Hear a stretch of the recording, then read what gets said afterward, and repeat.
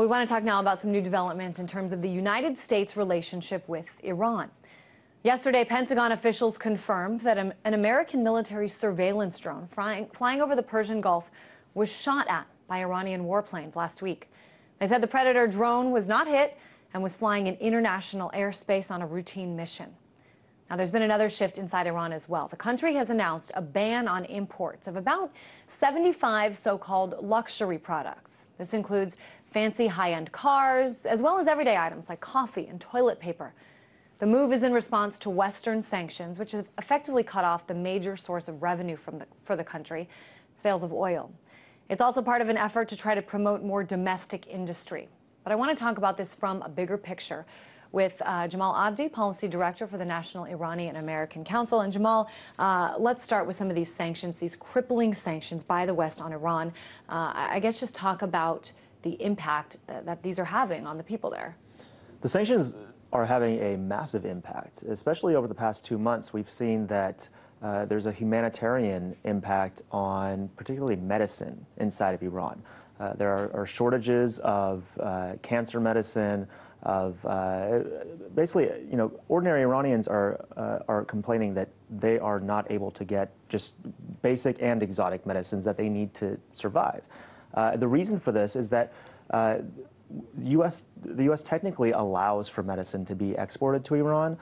There's a general license for that, but we have cut off all banking transactions with Iran. So if there's a pharmaceutical company who wants to send medicine, they can't actually find a way to facilitate that transaction. And so, while we may say we don't want there to be a humanitarian impact, there is, unless we actually take action to fix that. And frankly, there are people in the United States who are pushing hard for these sanctions that really do feel that punishing ordinary people is what these sanctions should be doing, because the goal is not to change the Iranian government's decision-making. It's to actually leverage ordinary civilians against the Iranian government and threaten to topple the government by inciting, food riots or, people who are unhappy because they can't, their grandparents are dying and can't get medicine. But there has been some talk, Jamal, that at least, initially, Iranian officials do seem to be ready to at least discuss proposals to roll back some of the country's uranium enrichment. And this is, for the U.S. and European allies, kind of the goal. Isn't this precisely why they're, imposing these harsh sanctions on them? So, if people, if these officials inside Iran are ready to kind of come to the table, that's mission accomplished, right? Well, it's mission accomplished if, first of all, if we actually do leverage the sanctions, if we actually do come to the table and say, okay, Iran, you end your higher level enrichment, their enrichment at 20%, and in exchange, we are willing to ease the sanctions. The problem is we don't know if that's actually going to happen. We know that the U.S. has signaled that they may be willing to do that. The Iranians have signaled they may be willing to do that. But there are plenty of spoilers inside of what are some of those spoilers? Each country. Well, here in the U.S., Congress, every time the U.S. and Iran have talked, a letter comes out of Congress that says, don't ease the sanctions. Do not give up the sanctions until we get total capitulation by the Iranians. We need to go big and have an ultimatum that the Iranians need to give up their entire program, and then we can consider easing the sanctions. That's problematic. That's not a way that you can negotiate.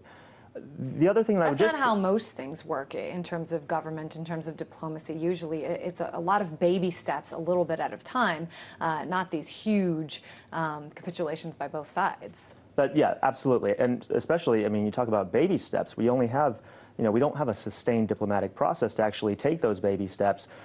So the idea that we need to have a complete capitulation by Iran in a couple of sit-downs is unrealistic.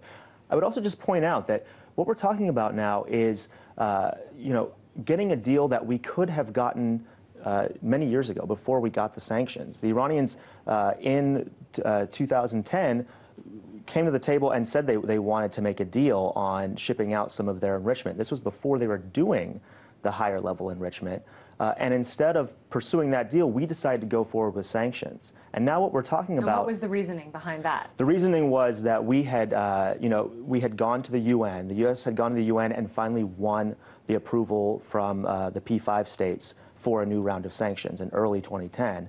And when that happened, that's when the Iranians came and said, let's make a deal before that happens. And the United States had invested so much diplomatic time and capital into the sanctions. They were at a fork in the road, and they decided to go with the sanctions instead of getting the deal. If we had taken that deal, we would be in a much better position than we are now. What we're talking about is really getting back to the point where Iran is not doing the higher level enrichment that they started after we went forward with the sanctions. So this notion that the sanctions have somehow put us in a better position, I think it doesn't quite add up in terms of basic logic.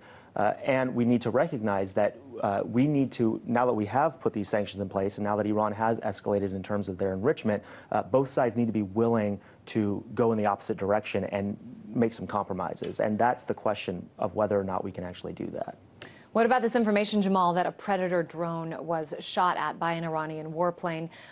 This happened before Election Day, but nobody seemed to say anything about it or confirm it or talk about it at all until afterwards. I guess talk about the political implications both here and on an international level.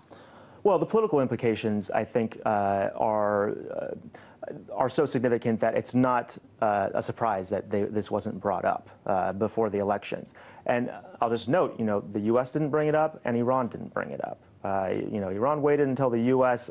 unveiled this information before they started talking about it on their side. And the reason is that, there is not a desire for war by the people who are making the decisions. I firmly believe, the supreme leader, the president, they don't want war. There are people on both sides of this who are actively trying to prevent war, while at the same time escalating, turning the pressure up.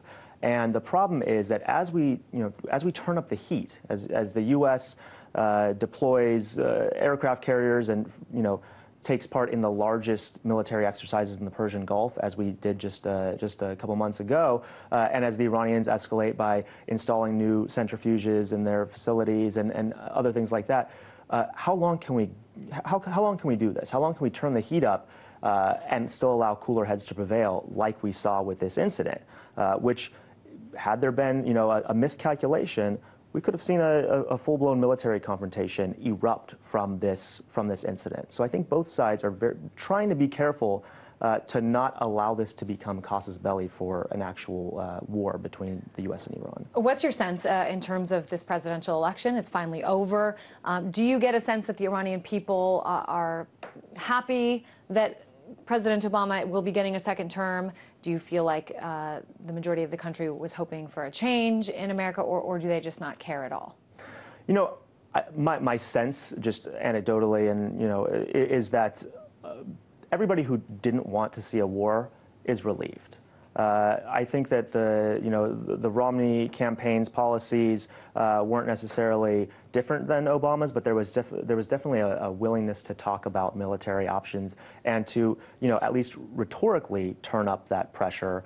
And because a lot of the people that were running that campaign and behind the campaign were a lot of the same people that agitated for war with Iraq, because there was this perception that Netanyahu very much wanted Romney to win in order to have a more hawkish U.S. approach to Iran.